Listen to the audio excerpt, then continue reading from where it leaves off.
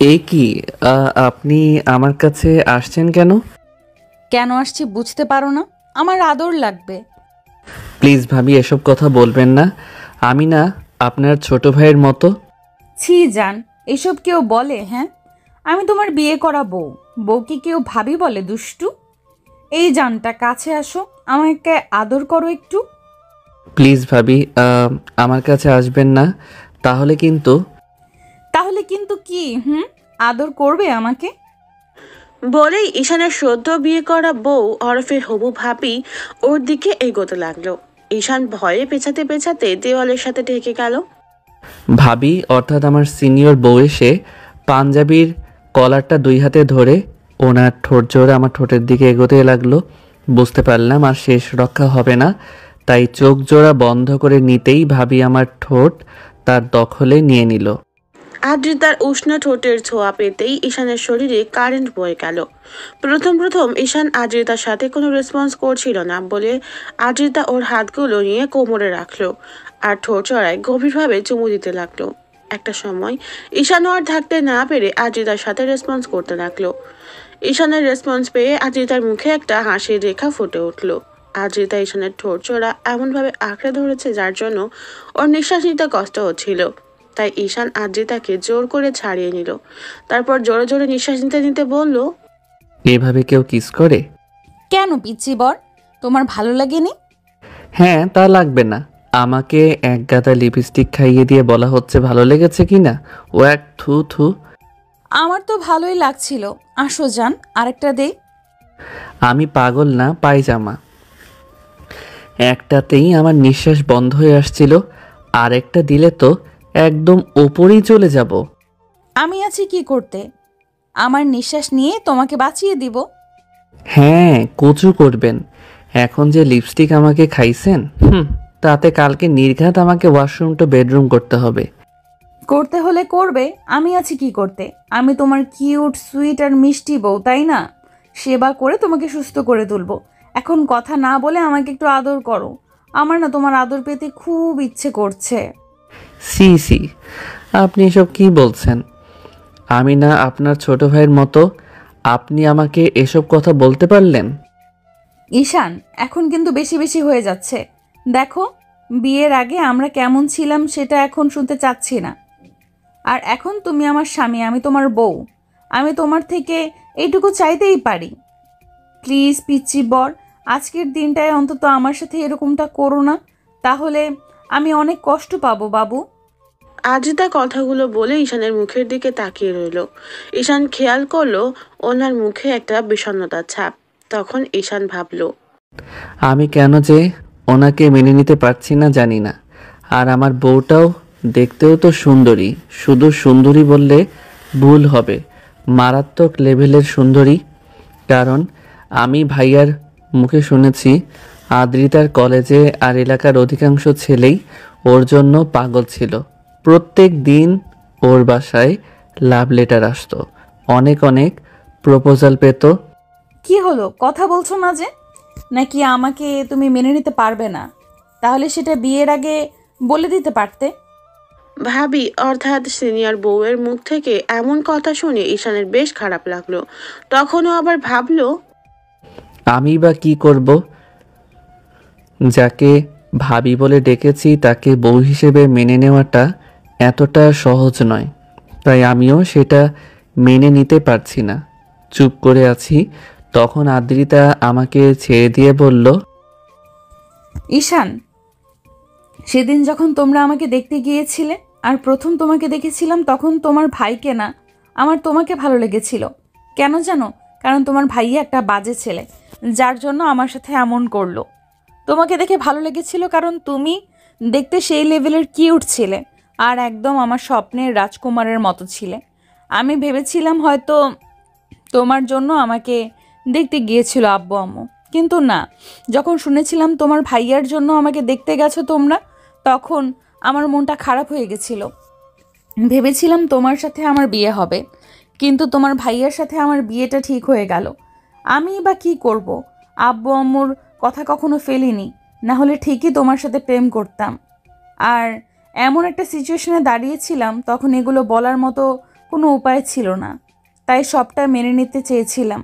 তারপর তোমার ভাই যে এরকম একটা কাজ করবে আর আমি তোমাকে নিজের করে পাবো, তোমার ভাইয়ের জায়গায় তোমার সাথে আমার বিয়ে হবে, সেটা একমাত্র হয়তো উপরওয়ালাই জানতো। আপনারা কি ভাবছেন ভাবি? থুক্কু আদ্রিতা আমাকে এমন কথা বলছে কেন? আসলে আদ্রিতার সাথেই ভাইয়ার বিয়েটা ঠিক হয়েছিল, তাই আমি ওনাকে ভাবি বলে ডাকতাম। কিন্তু বিয়ের 2 দিন আগে জানতে পারলাম ভাইয়া অন্য একটা মেয়ের সাথে রিলেশন ছিল, যার সাথেই ভাইয়া পালিয়েছে।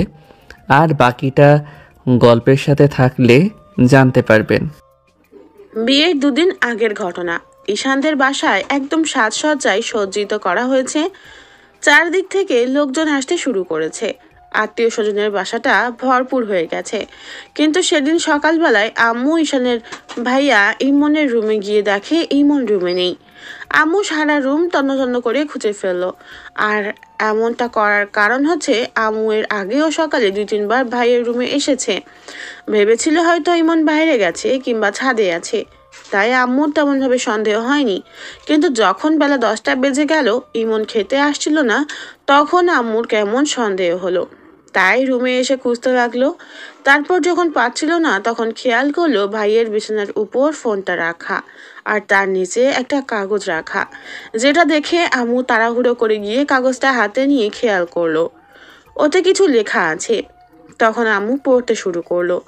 আম্মু এমন কিছু দেখলো যার জন্য নিজেকে ঠিক রাখতে পারলো না। তাড়াহুড়ো করে চিৎকার করতে করতে ডাইনিং রুমে চলে আসলো। আম্মুর চিৎকার চেঁচামেচিতে ঈশান আর আব্বু এসে বলতে লাগলো, সাইলা, কি হয়েছে তোমার? এভাবে চিৎকার করছো কেন? পুরো বাড়িতে মেহমান দিয়ে ভরা, আর তুমি এমন করে চিৎকার করছো, লোকে কি বলবে? আম্মু, সেটাই তো, কি হয়েছে? এমন চিৎকার করে বাসার মাথায় করেছো কেন? আর তোমার হাতে এইটা কি? সর্বনাশ, যা হওয়ার হয়ে গেছে। এখন চিৎকার করে সম্মানটা ফিরবে না। তোমার ছেলে এরকম একটা কাজ করতে পারলো, আমি ভাবতেই পারছি না। আম্মু, কি হয়েছে সেটা তো বলবে। আব্বু, তুমি আম্মুকে একটু বলো না কি হয়েছে, বলতে বলো। হ্যাঁ সেটাই তো, কি হয়েছে খুলে বলো তো। তুমি এভাবে কান্নাকাটি না করে বলো কি হয়েছে। আমি কি বলবো? তোমার তো হাত পা কাঁপছে এখন এমন কিছু শোনার পরও। আমার তো মনে হচ্ছে এই বিয়েটাই ঠিক করা আমাদের জন্য ভুল হয়েছিল। আমার ছেলেটা এমন একটা কাজ করলো। আরে ধুর, কি হয়েছে সেটা না বলে এভাবে চিৎকার চেঁচামেচি করলে কি সব ঠিক হয়ে যাবে সাইলা? যেটা দেখছি এরপরও আমার মুখ দিয়ে কথা বের হবে না। তোমরাই পড়ে দেখো। আম্মু কথাগুলো বলে চিঠিটা সবার দিকে এগিয়ে দিল। তখন আব্বু আম্মুর হাত থেকে চিঠিটা নিয়ে পড়তে আরম্ভ করলো। আব্বু আম্মু, আমি তোমাদের কাছে আগেই ক্ষমা চেয়ে নিচ্ছি বাসা থেকে চলে যাওয়ার জন্য। আর এর সবচেয়ে বড় কারণ হচ্ছে আমার এই বিয়েতে কোনো মত নেই। তার একটা কারণ আছে, আমি অন্য একটা মেয়েকে ভালোবাসি, আর মেয়েটা আমাকে প্রচণ্ড পরিমাণে ভালোবাসে। ওকে ছাড়া আমার পক্ষে থাকা সম্ভব না। আমি জানতাম না সেদিন তোমরা আমাকে ওইভাবে নিয়ে গিয়ে একটা মেয়ে দেখাবে, আর হুট করে তার সাথে আমার বিয়েটা ঠিক হয়ে যাবে। আমি তোমাদের বারবার মিলির কথা বলতে চেয়েছিলাম, কিন্তু পারিনি, কারণ আমার ভয় লাগতো। আমি বুঝতে পারছিলাম এই বিষয়টা যদি করি তাহলে আমি কখনোই মেয়েটার সাথে ভালো থাকতে পারবো না। না, ওই মেয়েটা ভালো থাকতে পারবে যাকে ভালোবাসি, আর ওকে কষ্ট দিয়ে আমার পক্ষে থাকা সম্ভব না। তাই আমি চলে গেলাম। আমি জানি এখানে থাকলে তোমরা আমাকে ধরে বেঁধে বিয়েটা দিয়ে দেবে। কোনো উপায় পাচ্ছিলাম না, কারণ তোমাদের মুখের উপর কথা বলার মতো সাহস আমার আজ অব্দি হয়ে ওঠেনি। প্লিজ আব্বু আম্মু, তোমরা আমার উপর রাগ করে থেকো না। জানি আমি ভুল করেছি, কিন্তু তারপরও তোমরা আমাকে ছেলে ভেবে মাফ করে দিও। এই মুহূর্তে এসব কথা বলা আমার জন্য অনেক বড় অন্যায়। তারপরেও আমি এসব বলতে বাধ্য হচ্ছি, কারণ আমি যদি বিয়েটা করি, না এই মেয়েটা সুখে থাকতে পারবে, না আমি থাকতে পারবো। যাকে ভালোবাসি তাকে কষ্ট দিয়েও আমি ভালো থাকতে পারবো না। তাই আমি পারলাম না বিয়েটা করতে। তোমরা প্লিজ আমার উপর রাগ করে থেকো না, আমাকে মাফ করে দিও। এটি তোমাদের ছেলে ইমন। চিঠিটা পড়েই আব্বুর মুখটা কালো হয়ে গেল। উনি গিয়েই ধাপাস করে সোফায় বসে পড়ল। তখন ঈশান গিয়ে আব্বুর হাতটা ধরে বলল, আব্বু কি হয়েছে? তুমি এমন করছো কেন? আমাকে বলো কি হয়েছে? আব্বু কিছু না বলে ঈশানের দিকে চিঠিটা এগিয়ে দিয়ে ঈশানও পড়তে লাগলো। চিঠিটা পড়ে ও আব্বুর মুখের দিকে তাকাতে খেয়াল করলো আব্বু মাথা নিচু করে আছে। তখন ঈশান বলল, আব্বু, ভাইয়া তো আমার সব মান সম্মান আজকে তোর ভাই ডুবিয়ে দিয়েছে। কুলাঙ্গা ছেলে কোথাকার, বিয়ে করবে না সেটা একবার বলতে তো পারতো। এভাবে সবার সামনে আমাকে ছোট করার অধিকার তাকে কে দিয়েছে? আমার সম্মানটা আর থাকবে না। এর থেকে তো আমি মরে গেলেও ভালো হতো। ওগো, তুমি এসব কি বলছো? প্লিজ এমন কথা বলো না। দেখো, ছেলেটা হয়তো ভুল করে এমন কাজ করে ফেলেছে। আমরা ঠিক ওকে খুঁজে বের করবো, তুমি টেনশন করো না। তুমি কাকে খুঁজে বের করবে? যে বিয়েটা করতে চায় না বলে কাপুরুষের মতো অন্য একটা মেয়ের হাত ধরে পালিয়ে গেছে, তাকে খুঁজে বের করবে। ওকে খুঁজে বের করলেও ও মেয়েটাকে বিয়ে করবে না। আর তুমি কি করে ভাবলে এসব যদি মেয়ের বাসায় জানাজানি হয় তাহলে ওর মতো একটা কুলাঙ্গারের সাথে ওই মেয়েটার বিয়ে দিবে? আমার সব সম্মান আজকে ধুলোর সাথে মিশে গেল। এখন আমি কি করে সবাইকে মুখ দেখাবো? আব্বু তুমি শান্ত হও, কিছু হবে না। আমরা ভাইয়াকে ঠিক খুঁজে পেয়ে যাব। ভাইয়া হয়তো আমাদের সাথে মজা করছে। আব্বু তুমি টেনশন করো না, তোমার শরীর খারাপ করবে। ওগো, ঈশান ঠিকই বলেছে, তুমি কোনো টেনশন করো না। ইমন হয়তো মজা করছে, ও তো কতই মজা করে, হয়তো এই বিষয়টা নিয়েও মজা করছে। দেখো, তোমার ছেলে ঠিক ফিরে আসবে। তুমি কি করে ভাবলে এরপরও ওরকম একটা কুলাঙ্গা ছেলেকে আমি বাসায় ঢুকতে দিব? কখনোই না। ওকে আজকে থেকে আমি ত্যায্য পুত্র করলাম। আজকের পর ও আমার কাছে মরে গেছে, আর কখনো আমি ওকে ছেলে বলে পরিচয় দেব না। কি করে পারলো আমার সম্মানটাকে নষ্ট করে দিতে? ও বাসা থেকে পালিয়ে না গিয়ে একটাবার বলতো বিয়ে করবে না। বিয়ে ঠিক হওয়ার পরও যদি বলতো তাহলেও আমি ওদের হাতে পায়ে ধরে বিয়েটা ক্যান্সেল করে দিতে পারতাম। এখন এত আয়োজন করার পরে যদি এরকম একটা কাজ করে তাহলে আমার সম্মানটা কোথায় গিয়ে দাঁড়াবে? সারা শহরের মানুষ জেনে গেছে আমার বড় ছেলের বিয়ে হচ্ছে আরাফ সাহেবের মেয়ের সাথে। আর সেখানে যদি এরকম একটা ঘটনা ঘটে তাহলে মান সম্মান থাকবে বলো? ওগো, তুমি শান্ত হও, দেখো সব ঠিক হয়ে যাবে। উপরওয়ালা আছেন, তিনি তোমাকে এমন অসম্মানের মুখে ফেলবেন না। আর ছেলেটা এমন কাজ কি করে করতে পারলো? বিয়ে ঠিক হয়ে গেছে, এখন কি করে এরকম একটা কাজ করলো? আমাদেরকে অসম্মানের মুখে ফেলে বাসা থেকে বেরিয়ে গেল। একবার বাসায় ফিরুক, তারপর দেখাবো মজা। ও সাহস হয় কি করে আমাকে? আম্মু তুমি টেনশন করো না, সব ঠিক হয়ে যাবে। দেখো ভাইয়া ঠিক বাসায় ফিরে আসবে। ফিরবে না, ফিরবে না। তোর ভাই আমার সম্মানটাকে ডুবিয়ে তবেই ছাড়বে। এরকম কুলাঙ্গা ছেলের জন্ম আমি যে কি করে দিয়েছিলাম উপরওয়ালাই সেটা ভালো জানে। তিনি যে আমাকে কোন জন্মের শাস্তি দিচ্ছে জানি না। সে ছোটবেলা থেকে ছেলেটা আমাকে জ্বালিয়ে শেষ করে দিচ্ছে, আর আজকে এসে এমন একটা অসম্মানের মুখে ফেললো। এর থেকে আমার মরে যাওয়াই ভালো ছিল, অন্তত এমন একটা অসম্মানের মুখে পড়তাম না। আব্বু প্লিজ তুমি এমন কথা বলো না। দেখো একটা না একটা ব্যবস্থা হয়ে যাবে। আমরা ঠিক এই অসম্মানের হাত থেকে বেঁচে যাব। আর তাছাড়া এখনো তো বিয়ের 2টা দিন বাকি আছে। তাহলে তুমি এত চিন্তা করছো কেন? ঠিক আছে, কিছু একটা করা যাবে। দেখো কি করব এখন?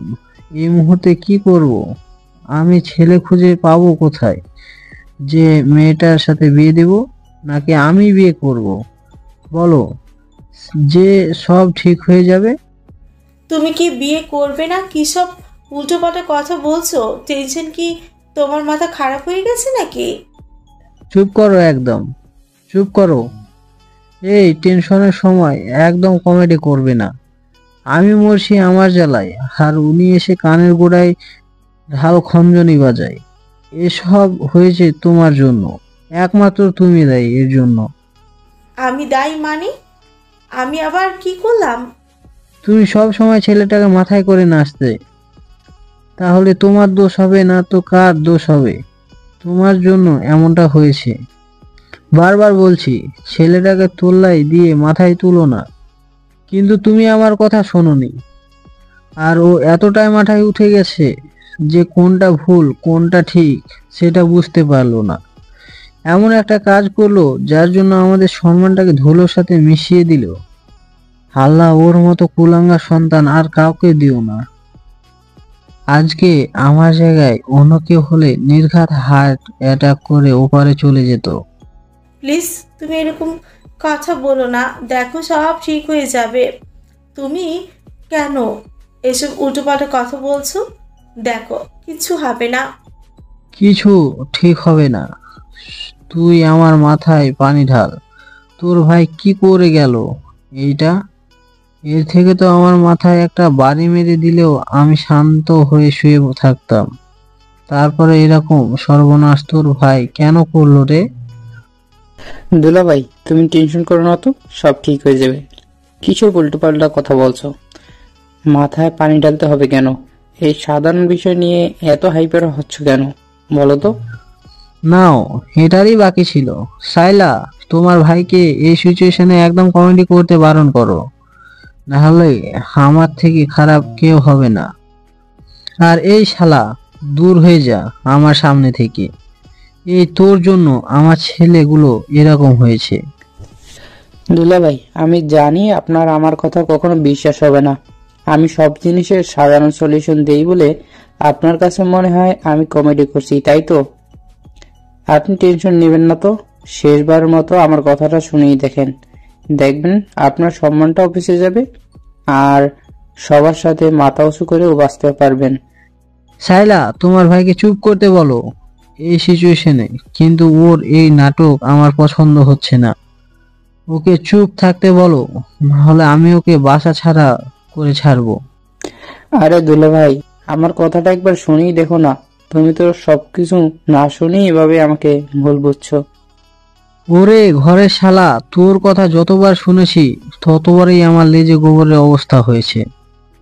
এই সময় তুই আর আমার মাথাটা হেড করে দিস না, তাহলে তোর ভাগ্নের মতো আমারও পালিয়ে যাওয়া ছাড়া কোনো উপায় থাকবে না।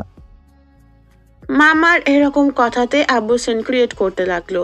তখন ঈশান আব্বুর হাতটা ধরে ওনাকে শান্ত করে বলতে লাগলো, আব্বু মামা কি বলে একটাবার শোনোই না। তুমি কেন এভাবে রাগারাগি করছো? মামা তো ভালো একটা সলিউশন দিতেও পারে, তাই না? মামা আব্বুর মাথা ঠিক নেই, তাই এখন কি করবে ভেবে পাচ্ছে না। তুমি বলো কি করলে এখন ভালো হবে, আর কি করলে এই সমস্যার মধ্যে থেকে আমরা বের হতে পারবো। আব্বু তোমার কথা শুনবে, তুমি বলতে থাকো। সেটাই, শোনো দুলাভাই, বড় ভাগ্নে পালিয়ে গেছে, তাতে কি হয়েছে? এই সামান্য বিষয় নিয়ে তুমি এত হাইপার হচ্ছ কেন? তাছাড়া বড় ভাগ্নে গেছে, তাতে কি বিয়েটা থেমে থাকবে নাকি? ওরে, ওকে এখান থেকে কেউ নিয়ে যা। বিয়েটা থেমে থাকবে না তো কি তুই করবি শালা? ওগো, তুমি কথাগুলো শুনছো না কেন? আগের এত রেগে যাচ্ছ কেন? ভাই তুই বল তো, কি করলে সব ঠিক হবে? আরে আপু, দুলাভাই তো আমাকেই বলতে দিচ্ছে না। আমি বলতে চাচ্ছিলাম বড় ভাগ্নে পালিয়ে গেছে, তাতে কি হয়েছে?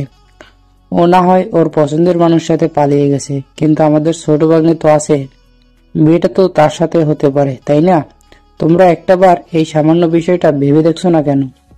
মামার এরকম কথা শুনে ঈশানের মাথায় যেন কেউ একটা বাড়ি মেরে দিল। ওর মনে এমন কথা শোনার পর মনে হচ্ছিল এই মুহূর্তে ডেট এক্সপায়ার 7 আপ খেয়ে একটু মাতলামি করতে। ঈশানের বারবার মনে হচ্ছিল মামা কোন ভিত্তিতে এই কথাটা বলল। ঈশান এবার রিয়াক্ট করে দাঁড়িয়ে গেল আর বলতে লাগলো, মামা তুমি কি পাগল হয়ে গেলে নাকি? এই মুহূর্তে তুমি সত্যি কমেডি করতে শুরু করে দিলে। দেখো আব্বু, কথাগুলো শুনতে চাইছিল না, তার জন্য আমি তোমাকে একটা সুযোগ করে দিলাম, আর তুমি কি না শেষ পর্যন্ত আমাকে নিয়ে এরকম একটা মজা করতে শুরু করলে। আরে ভাগ্নে, বোঝার চেষ্টা করো। এই মুহূর্তে আমাদের হাতে এছাড়া আর কোনো উপায় নেই। আর দুলাভাইয়ের সম্মানের প্রশ্ন এখানে। সম্মানটা আগে, তারপর হচ্ছে কমেডি। দুলাভাই, আপনি এখন বলেন আমি এই আইডিয়াটা কেমন দিলাম? মামা, একদম বাজে একটা আইডিয়া দিয়েছো। এই আইডিয়া চলবে না। এছাড়া অন্য কোনো আইডিয়া থাকলে সেটা বলতে পারো।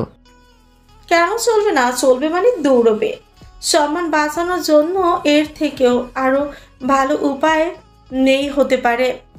ভাই তুই আরো বল, আরো কিছু থাকলে বল। ওগো তুমি শুনছো ভাই কি বলছে? এছাড়া তো আমি কোনো উপায়ও দেখতে পাচ্ছি না। এবার তুমি কি বলো এখন? আম্মু, শেষ পর্যন্ত তুমিও এরকম পার্টি খেলে। আম্মু, এসব কিন্তু ভালো হচ্ছে না। প্লিজ তোমরা এরকম মজা করো না তো। আমি কিন্তু সিরিয়াস মুডে আছি। আমরা সিরিয়াসভাবে কথাগুলো বলছি, আর ভাইয়া তো ঠিকই বলেছে। এর থেকে পরিত্রাণ পাওয়ার এই একটা মাত্র উপায় আছে। ওগো তুমি কথা বলছো না কেন? হাতে সময় নেই, যা বলো খুব শীঘ্রই বলো, না হলে অনেক বড় সমস্যা হয়ে যাবে। আর ওদের বাসার কথা বলতে হবে, ওদের রাজি করাতে হবে, তার জন্য তো সময় লাগবে। আর মেয়ের বাড়িতে যদি রাজি না হয় তাহলে কিন্তু বিয়েটা ক্যান্সেল করে দিতে হবে। তাছাড়া আর কোনো উপায়ও নেই। আব্বু, তুমি ওদের কথা শোনো না তো। এদের মাথা ঠিক নেই। সমস্যার মধ্যে পড়ে এরাও সব প্রবলেমে সমস্যা হয়ে গেছে। তাই প্লিজ তোমরা এদের কথা শোনো না তো। তাছাড়া ভাইয়া গেছে, ফিরে আসবে। আপনার জন্য এখন ভাইয়ার জায়গায় কি আমি বিয়েটা করব নাকি? তোমরা কি পাগল নাকি? তোমাদের মাথা খারাপ? তুই যেটা ভালো ভাবতে পারিস। আর তোর ভাইয়া ফিরে আসলে না হয় ওর সাথে বিয়েটা দেয়া যাবে। তাছাড়া এখন শুধু তুই ছাড়া আর কেউই তো নেই। প্লিজ বাপ, তুই আমাদেরকে ক্ষমা কর, না হলে তোর আব্বুর সম্মানটা ধুলোয় সাথে মিশে যাবে। তোর আব্বু কারোর সামনে মাথা উঁচু করে বাঁচতে পারবে না। সারা জীবনের জন্য ওনার মাথাটা হিট হয়ে যাবে। এখন তুই পারিস ওনাকে এরকম একটা অসম্মানের মাঝ থেকে বাঁচাতে। ওগো তুমি ছেলেটাকে বোঝাও। এই মুহূর্তে আমি কিছু বলতে পারছি না, কিন্তু একটা বিষয় তোমরা হয়তো ঠিকই বলছো। এখন অসম্মানের হাত থেকে বাঁচার জন্য এছাড়া আর কোনো উপায় নেই। তোর ভাই যদি ফিরে আসে তাহলে তোকে বিয়েটা করতে হবে না, আর যদি না আসে তাহলে তোকেই দিয়ে কাজ চালিয়ে নিতে হবে। কিন্তু সবার আগে আমার ওদের সাথে কথা বলতে হবে। আব্বু, প্লিজ আমাকে এরকম একটা বিপদের মধ্যে ফেলো না। আমি এই মুহূর্তে বিয়ে করতে পারবো না। তাছাড়া যার সাথে ভাইয়ার বিয়ে হওয়ার কথা ছিল তাকে আমি কি করে বিয়ে করি? মেয়েটাকে আজকে সকালেও আমি ভাবি বলে ডেকেছি, আর তাকে কি করে বউ হিসেবে মেনে নেই? তুমি এটা বুঝতে পারছো না। আরে ভাগ্নে, তুই ভাবি বলে ডেকেছিস? ভাবি তো আর হয়ে যায়নি, আর বিয়েটা তো এখনো হয়নি। আর হবু ভাবিকে না হয় বিয়েটা করে নিলি। আর কতই তো এখন হচ্ছে, বিয়ের পর মানুষ নিজের ভাবিকে বিয়ে করে নিচ্ছে, আর সেখানে তুই বিয়ের আগে হবু ভাবিকে বিয়ে করবি।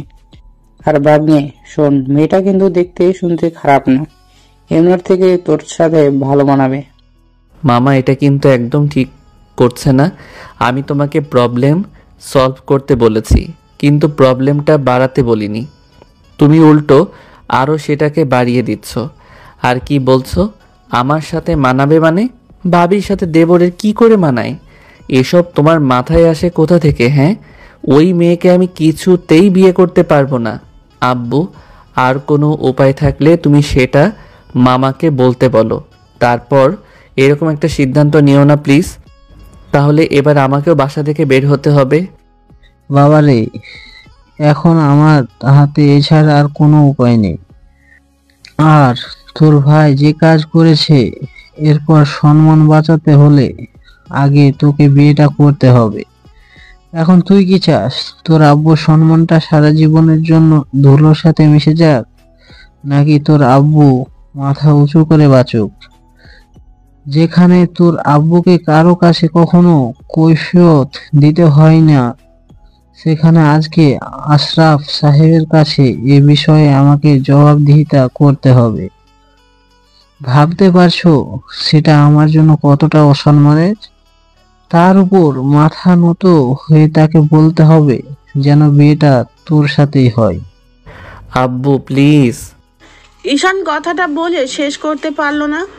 আব্বু তার আগে এসে ওর হাত দুটো ধরে তার অসহায় কণ্ঠে বলতে লাগলো, বাপ, তুই আমাকে একটু দয়া কর। আমি বাবা হয়ে তোর কাছে হাত জোর করে বলছি, তুই আমার সম্মানটাকে বাঁচা। না হলে আমার বেঁচে থাকার মতো কোনো সম্বল থাকবে না। আমার এত বড় অসম্মান হলে এর থেকে মরে যাওয়াই ভালো। প্লিজ তুই বিয়েটা করে নে বাপ। আব্বুর কথায় ঈশানের চোখে পানি টলমল করে উঠল। সাথে সাথে ঈশান আব্বুকে জড়িয়ে ধরে কান্না করে দিল আর বলল, আব্বু বারবার এসব কথা কেন বলছো? আমি বলছি না তুমি এই কথা আর কখনো বলবে না? আচ্ছা ঠিক আছে, তোমার সম্মান রক্ষা করার জন্য আমি সব করব। তারপরও এরকম একটা কথা আর কখনো বলো না। তুমি যাকে বলবে, যেভাবে বলবে, আমি তাকে বিয়ে করে নিব। তারপর এরকম কথা বলো না।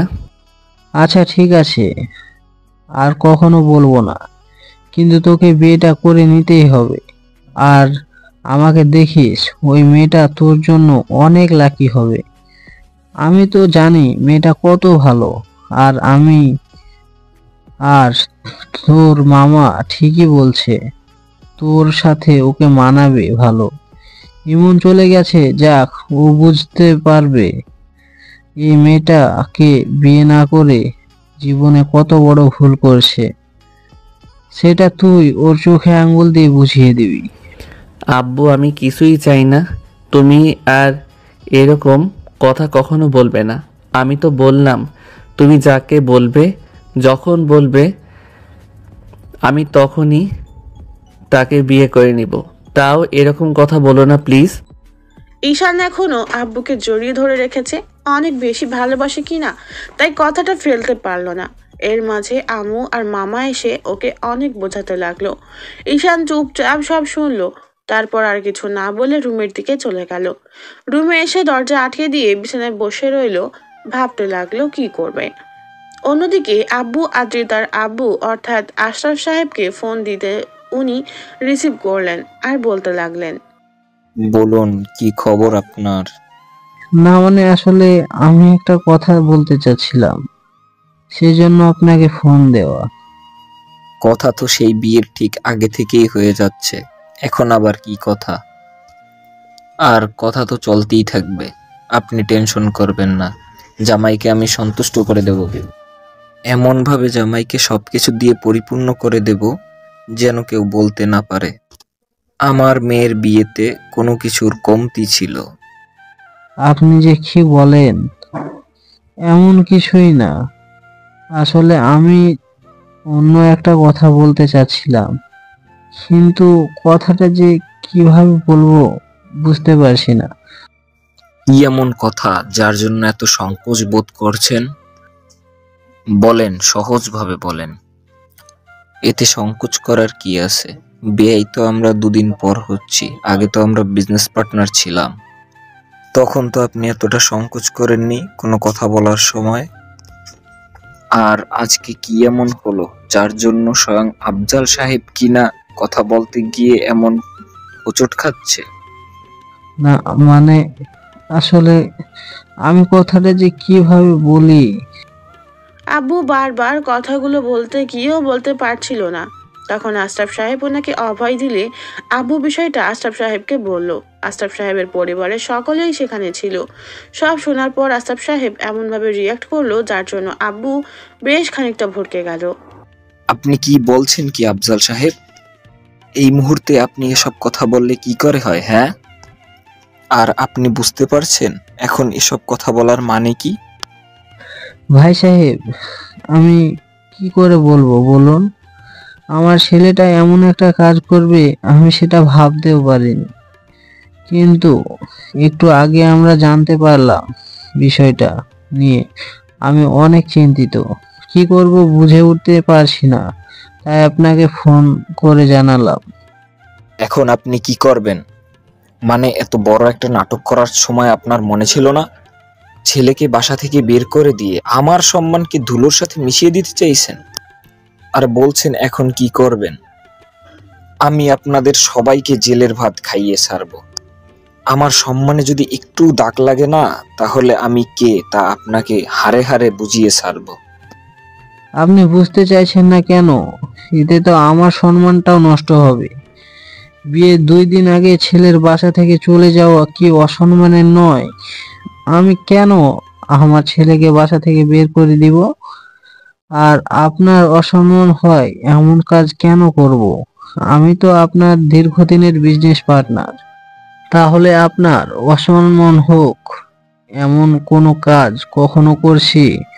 আজকে তাহলে কেন করব বলুন? সেটা কি আমি জানি? আপনিই এমনটা করেছেন। আপনার ছেলেকে হয়তো আমার থেকে টাকাওয়ালা লোকের মেয়ের সাথে ভাগিয়ে দিয়েছেন। দেখেন, এসব কথা বলে কোনো লাভ হবে না। ছেলেকে যেভাবেই হোক খুঁজে বের করুন। সারা শহর জেনে গেছে আশরাফ সাহেবের মেয়ের বিয়ে হচ্ছে আফজাল সাহেবের ছেলের সাথে। বিয়েটা যদি কোনোভাবে বন্ডুল হয়ে যায় আর তাতে যদি আমার সম্মান নষ্ট হয়, তাহলে আমি আপনাদের গুলি করে মারব। আশরাফ সাহেবের কথাতে আব্বুর হাত পা কাঁপতে লাগলো। তাই এবার মামা বিষয়টা বুঝতে পেরে এসে আব্বুর হাত থেকে ফোনটা নিয়ে তারপর বলতে লাগলো, আশরাফ সাহেব, আপনি আমার কথা শুনুন। দুলাভাই টেনশন আছে, তাই কি থেকে কি বলে ফেলেছে তার ঠিক নেই। দেখো, তুমি যেই হও না কেন, আমি কারো কথা শুনবো না। যদি আমার সম্মানে একটু দাগ লাগে না, তাহলে আমি তোমাদের সবাইকে জেলের ভাত খাইয়ে ছাড়বো। আরে মিয়া, আগে কথাটা তো শোনেন। দেখেন, এই পরিস্থিতিতে এরকম ভাবে মাথা গরম করলে কি পরিস্থিতি মোকাবেলা করা যাবে? যাবে না। প্রবলেম সলভ হওয়ার জায়গায় আরো বেড়ে যাবে। এখন আমি যা বলি সেটা শোনেন, আর একটু মন দিয়ে ভাবেন। দেখেন, তাতে দুজনই ভালো হবে, আর সম্মানটাও বেঁচে যাবে, আর বন্ধুত্ব যেমন আছে ঠিক তেমনই থাকবে। এর পরেও তোমাদের কি বলার থাকতে পারে? আরে ধুর মশাই, শোনেন না। এক ভাগ্নে পালিয়ে গেছে, তাতে কি হয়েছে? আমার আরেকটা ভাগ্নে আছে না, তার সাথে আপনার বিয়ে হবে, আর এতে আপনাদের সম্মানের ছিটে ফোঁটাও নষ্ট হবে না। তুমি বলছোটা কি? আর একটা ছেলে আছে মানে? বিয়ে হওয়ার কথা একজনের সাথে, আরেকজনের সাথে বিয়ে হলে লোকে কি বলবে? আপনি তো ঘাড় বাঁকা লোক আছেন। কথা বলছি, আগে শোনেন না। দেখেন, বড় ভাগ্নে পালিয়ে গেছে, এখন এই বিয়েটা জানাজানি হলে এমনিতেই সম্মান থাকবে না। তার উপর যদি বিয়েটা ভেঙে যায়, তাহলে আপনার সম্মানটাও নষ্ট হবে। সেটা কি ভালো হবে? নাকি আমার ছোট ভাগ্নের সাথে মেয়ের বিয়ে দিয়ে সম্মানটাকে বাঁচাবেন? আর এমন না ছেলের বিয়ের বয়স হয়নি, আপনার মেয়ের সাথে মানাবে ভালো। আর দেখেন, এখন মাথা গরম করলে কিন্তু আপনারই ক্ষতি। দুলাভাই এই কথাগুলোই আপনাকে বলতে চেয়েছিল, কিন্তু বলতে পারছে না। এখন ঠান্ডা মাথায় ভেবে দেখেন, মাথা গরম করে যদি এমন কিছু করেন, তাহলে সম্মান দুজনেই যাবে। কিন্তু বড় ছেলের সাথে বিয়ে হওয়ার কথা ছিল। তারপর যদি ছোট ছেলের সাথে বিয়ে হয়, তাহলে লোকে কি বলবে আর কি ভাববে সবাই? দেখেন, কে কি ভাবলো সেটা নিয়ে আমাদের বসে থাকলে হবে না। আমরা যখন এই বিষয়টা সলভ করতে পেরেছি, তাহলে কিছু একটা বলে কাটিয়ে দেব। বলবো বড় ভাগ্নে অন্য মেয়েকে পছন্দ করতো, তাকে বিয়ে করতে চাইছে, তাই বিয়েটা ছোট ভাগ্নের সাথে হচ্ছে। আর আপনার মেয়ে আমার ছোট ভাগ্নের পছন্দ করে, আর আমরা ওদের রিলেশন মেনে নিয়েছি। তাহলেই তো সব লেটা চুকে গেল। এই সামান্য বিষয়টাকে এত ঘটালা করে দেখার কি আছে? আপনার বিয়ের আয়োজন করেন। কিন্তু আশরাফ সাহেব কথাটা শেষ করতে পারলো না। তার আগে আব্বু মামার হাত থেকে ফোনটা নিয়ে বলতে লাগলো, দেখেন ভাই সাহেব, আর কোনো কিন্তু নয়। আমি আমার ছেলেকে রাজি করিয়ে নিয়েছি। এখন আপনি আপনার মেয়েকে বোঝালেই সবটা হয়ে যাবে। আশরাফ সাহেব, আপনি দয়া করে আমার এই কথাটুকু রাখেন। সারা জীবন আমি আপনার কাছে কৃতজ্ঞ হয়ে থাকব। এতে আমাদের দুজনের সম্মান বেঁচে যাবে। এখন আপনি যদি রাগের মাথায় এমন কিছু করেন, তাহলে তো আপনার থেকে আমার সম্মানটা বেশি যাবে। এখন আপনি যদি বন্ধু হয়ে বন্ধুর বিপদে হাত বাড়িয়ে না দিতে পারেন, তাহলে কেমন বন্ধু হলেন? দয়া করে প্লিজ মাথা গরম করবেন না, একটু ভেবে দেখেন। আব্বু আরো বেশ কিছুক্ষণ ধরে বোঝালো আশরাফ সাহেবকে। ওনার বাসার লোকজনও সবটা জানার পর ওনাকে বোঝালো। উনিও বিষয়টা বুঝতে পেরে সম্মানটা যেন নষ্ট না হয় তাই বলল, আচ্ছা ঠিক আছে, আমি বিষয়টা দেখছি। আপনারা বিয়ের ব্যবস্থা করেন, আর আমাদের যে আয়োজন বাকি আছে তা করছি। কিন্তু এবার যেন কথার হেরফের না হয়। যদি ছোট ছেলের সাথে আমার মেয়ের বিয়ে না দেন, তাহলে কিন্তু আপনার বাসায় পুলিশ পাঠিয়ে আপনাকে জেলে পাঠিয়ে ছাড়ব। আমার নাম আশরাফ চৌধুরী, সেটা আপনি খুব ভালো করেই জানেন। আর কোনো কথার হেরফের হবে না। বড় ছেলেটা আমার অসম্মান করেছে, তাই বলে ছোট ছেলেটা এর ধারে কাছেও যাবে না। আপনি টেনশন নেবেন না, আপনার মেয়েকে একটু বলে রাজি করান আর বিয়ের ব্যবস্থা করেন। খুব শীঘ্রই আমাদের দেখা হবে, আমাদের ছেলে মেয়েরা এক হয়ে যাবে। আশরাফ সাহেবের কথাতে আব্বু যেন হাঁপ ছেড়ে বাঁচল। তারপর দীর্ঘ একটা নিঃশ্বাস ফেলে সোফায় গিয়ে বসে পড়লো। যেন ঘাম দিয়ে জ্বর ছাড়লো। আম্মু আব্বুকে জিজ্ঞেস করতে আপু সবাইকে সবটা বললে সবার মাঝে একটা স্বস্তি আসলো। এবার মামা বলতে লাগলো, কি দুলাভাই, প্রবলেম সলভ করে দিলাম তো। আর আপনি কিনা আমাকে এভাবে সবার সামনে দোষারোপ করছিলেন। এই মুহূর্তে তো আমার এখানে থাকা ঠিক না। আপনি আমাকে যেভাবে সবার সামনে ইনসাল্ট করেছেন, তাতে আর আমাকে এখানে থাকাটা ঠিক হবে না। আপু, আমি বাসায় গেলাম। মামা কথাটা বলেই নাটক করে কয়েক পা এগিয়ে গেল। আব্বু এসে মামাকে জড়িয়ে ধরে বলতে লাগলো, শালা রে, তুই আমাকে ভুল বুঝিস না। আমি এতদিন তোর উপর শুধু রাগারাগি করেছি, কিন্তু বুঝতে পারিনি যে তোর মতো একটা গাধা ঠিকই এরকম একটা কাজের সময় এরকম দারুণ আইডিয়া দিবে। দুলাভাই, তুমি আমাকে ইনসাল্ট করলে নাকি আমার প্রশংসা করলে? বুঝতে পারলাম না।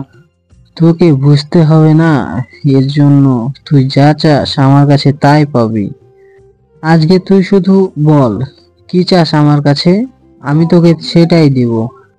তোমাকে কিছুই দিতে হবে না, তুমি শুধু আমাকে সবার সামনে ইনসাল্ট করবে না, তাতে আমার খুব ভালো লাগে। ওরে শালারে, ওটা তো তোকে ভালোবেসে করি, যেন তুই একটা মানুষ হোস। তো দুদিন কিভাবে যে কেটে গেল ঈশান জানে না। এই 2 দিনেও আর আব্বু আম্মুর সাথে তেমন কথা বলেনি। ওরা বুঝতে পেরেছে ও বিষয়টার জন্য ঈশান একটু রেগে আছে। তারপরও কিছু বলেনি, কারণ আব্বু আম্মু জানে ঈশান বিষয়টা নিয়ে একটু দোটানায় আছে। আরও মন থেকে কখনোই বিয়েটা করছে না। তারপরও সম্মান বাঁচাতে বিয়েটা ওকে করতেই হচ্ছে। এই ছিল কাহিনী। তো কিভাবে যে বিয়ের দিনটা কেটে গেল ঈশান সেটা জানে না। বিয়ের সময়ও অনেকটাই অন্যমনস্ক ছিল। কিন্তু একটা জিনিস ওর ভাবতেই অবাক লাগছে যে সবটা জানার পরও কিনা আদ্রিতা ওকে বিয়ে করে নিল। তাই বারবার ওর জিজ্ঞেস করতে ইচ্ছে করছিল আদ্রিতা কেন সবটা জানার পরও বিয়েটা করে নিল। বিয়ের সব ফর্মালিটি পূরণ করে এখন ঈশান ছাদে একা দাঁড়িয়ে আছে। একটু আগেই বাসায় আসছে আদ্রিতাকে নিয়ে, এমনকি আম্মুর কথাতে আদ্রিতাকে কোলে করে রুমেও দিয়ে আসছে। ঈশান আকাশের দিকে তাকিয়ে ভাবছে, আব্বু আম্মু শেষ পর্যন্ত আর কোনো কাজ পেল না, আমাকে এভাবে কোরবানি দিল। আমার থেকে 3 বছরের বড় একটা মেয়ের সাথে বিয়ে দিল, যাকে কিনা কিছুদিন আগেও ভাবি বলে ডেকেছি। আজকে তাকে বউ হিসেবে কি করে মেনে নিব? কেন এরকমটা করলো ওরা? আর ভাইয়া, তোকে তো আমি দেখে নেব, তোর জন্যই সব কিছু হয়েছে। তুই বাসা থেকে পালিয়ে না গেলে এরকম একটা বিপদের মুখে আমাকে পড়তে হতো না। তুই বিয়ে করবি না সেটা ভালো কথা, মেয়ে যেদিন দেখতে গিয়েছিলে সেদিনই বলে দিতে পারলি না? কাপুরুষ একটা, তোর জন্য এরকমটা হয়েছে। তুই একবার বাসায় আয়, তারপর তোকে দেখাচ্ছি মজা। ঈশান কথাগুলো ভাবছে, এর মাঝে কেউ ওর কাঁধের উপর হাত রাখলো। ও পিছনে ফিরতেই খেয়াল করলো বন্ধু আকাশ দাঁড়িয়ে দাঁত কেলিয়ে হাসছে। তখন ও বলতে লাগলো, তোর আবার কি হয়েছে? এইভাবে দাঁত কেলাচ্ছিস কেন? আমাকে এরকম সিচুয়েশনে দেখে তোর দাঁত কেলাতে ইচ্ছে করছে তাই না? একদম হাসবি না হারামি। আরে ভাই, তুই রাগ করছিস কেন? যেটা হয়েছে তোর ভালোর জন্য হয়েছে, আর এতে এত রাগ করার কি আছে? না চাইতেও বউ পেয়ে গেছিস। আর দেখ, আমি তো চেয়েও পাচ্ছি না, যেখানে তোর খুশি হওয়ার কথা। তাহলে তুই এভাবে মন খারাপ করে আছিস কেন? কিন্তু আমি এমন বিয়ে করতে চাইনি, এমন বউ আমার দরকার নেই। তারপরও আমার লাইফে এসেছে, ভাবি তো অন্তত বারণ করে দিতে পারতো উনি বিয়েটা করবে না। উনি সেটা না করে উল্টো ধেই ধেই করে বিয়েটা করেই নিল। আমি বুঝতে পারছি না ওনার মাথার মধ্যে কি চলছে। শোন, বউ যখন আদর দিবে তখন তোমার ভালো লাগবে, তাই না? আর ভাবি মানে হোয়াট দ্য ফুচকা? কিসের ভাবি? এখন উনি তো তোর বউ, বউ বল। আর ওনার মাথায় কি চলবে সেটা বাসার ঘরে গেলে জানতে পারবি। শোন, তোর মতো পরিবারের সম্মানটা বাঁচাতে বিয়েটা করেছে। এখন দেখ তো, দুজনের পরিবার সম্মান বেঁচে গিয়েছে, তাই তুইও নতুন করে সবটা শুরু কর। দেখিস দুজনের মাঝে অনেক সুন্দর একটা বন্ডিং সৃষ্টি হবে। কিন্তু যাকে ভাবি বলে ডেকেছি 2টা দিন আগেও, তাকে কি করে বউ হিসেবে মেনে নিব? তুই একটাবার বুঝতে পারছিস আমার অবস্থাটা? দোস্ত, আমি সব বুঝতে পারছি। ভালোবাসা হলে সব ঠিক হয়ে যাবে। এখনও হয়তো তোদের মাঝে ভালোবাসা নেই, কিন্তু সংসারটা যখন শুরু করবি তখন দুজনের মধ্যে ভালোবাসার সৃষ্টি হয়ে যাবে। যখন ভাবি তোকে প্রচণ্ড পরিমাণে ভালোবাসে, নিজের করে নিতে চাইবে, তখন তুই ওনার থেকে দূরে থাকতে পারবি না। হ্যাঁ, এটা ঠিক যে মানতে কষ্ট হবে, কিন্তু সব আস্তে আস্তে ঠিক হয়ে যাবে। মন খারাপ করিস না। তাছাড়া ভাবি তো দেখতে শুনতে খারাপ না, তোর সাথে মানিয়েও হচ্ছে ভালো। কে বলবে এই মেয়েটার এই 2 দিনে আগেই তোর ভাইয়ের সাথে বিয়ে হওয়ার কথা ছিল। আজকে বিয়ের পর তোদের সবাই পাশাপাশি দেখে বলছে তোদের নাকি ভাবিকে পারফেক্ট মানিয়েছে। তুই কি একটাবার শুনেছিস সেটা? থাক, আমাকে আর সান্ত্বনা দিতে হবে না, আমি সবটা বুঝে গেছি। ভাই, তোকে এখন যা বলবো তোর মনে হবে আমি তোকে সান্ত্বনা দিচ্ছি, তাই আর কিছু বোঝাবো না। শোন, রাত অনেক হয়ে গেছে, আন্টি আঙ্কেল তোকে রুমে যেতে বলেছে। এখন রুমে গিয়ে বাসরটা শুরু কর, দেখি সব ঠিকঠাক হয়ে যাবে। আকাশ অনেকক্ষণ যাবৎ ঈশানকে বোঝালো রুমে যাওয়ার জন্য, কিন্তু ঈশানের রুমে যেতে ইচ্ছে করছিল না। তারপর আব্বু আম্মু ওকে বুঝিয়ে ওকে রুমে পাঠিয়ে দিল। ঈশান আর কিছু না ভেবেই রুমে ঢুকে তারপর দরজাটা আটকে দেয়। ওর পায়ের শব্দ পেয়ে উঠে এসে আদ্রিতা ওর পায়ে হাত দিয়ে সালাম করলে, তখন ঈশান আদ্রিতাকে দাঁড় করিয়ে দেয় আর বলতে শুরু করে, আপনি আমাকে সালাম করবেন না প্লিজ। আপনি আমার থেকে বয়সে অনেক বড়, তাই সালাম করে নিজেকে আমার কাছে ছোট করবেন না। স্বামীকে সালাম করলে স্ত্রী কখনো তার কাছে ছোট হয় না, এতে তার প্রতি শ্রদ্ধা আর সম্মান দেখানো হয়। বিয়ে রাতে সালাম করাটা তো স্বাভাবিক বিষয়, তাহলে তুমি কেন আমাকে বারণ করছো? জানি না। আর জানতে হবে না। শোনো, এখন আমরা দুজনে বাসর করব, কেমন? তুমি আমাকে আজকে অনেক ভালোবাসবে আর অনেক আদর দিবে। আদ্রিতার কথাতে ঈশান বেশ খানিকটা অবাক হয়ে গেল। আদ্রিতার চোখে মুখে একটা লজ্জা আর খুশির ছাপ স্পষ্ট বোঝা যাচ্ছে। ঈশান ভাবতেই পারছে না এই মেয়েটা কি এমন হয়েছে যার জন্য সবটা স্বাভাবিকভাবেই মেনে নিচ্ছে। তাই ঈশান বলতে লাগলো, এত কিছুর পরেও আপনি সবটা স্বাভাবিক কি করে মেনে নিচ্ছেন? আমি তো সেটাই বুঝতে পারছি না। দেখো, এতে অস্বাভাবিকের কিছু নেই। হয়তো তোমার ভাইয়ের সাথে আমার বিয়ে হওয়ার কথা ছিল, সেখানে তোমার সাথে আমার বিয়ে হয়েছে, এতে তো হাইপার হওয়ার কি আছে? এত কিছুর পরও আপনি বলছেন সিন ক্রিয়েট করার কি আছে? হ্যাঁ, আপনি বুঝতে পারছেন না আমি আপনাকে স্ত্রী হিসেবে মানতে পারবো না। যেখানে কয়েকটা দিন আগেও আপনাকে ভাবি বলে ডেকেছি, সেখানে কি করে বউ হিসেবে মেনে নেব একটাবার ভাবলেন না? কেন, আমি কি দেখতে খারাপ যে তুমি আমাকে বউ হিসেবে মেনে নিতে পারবে না?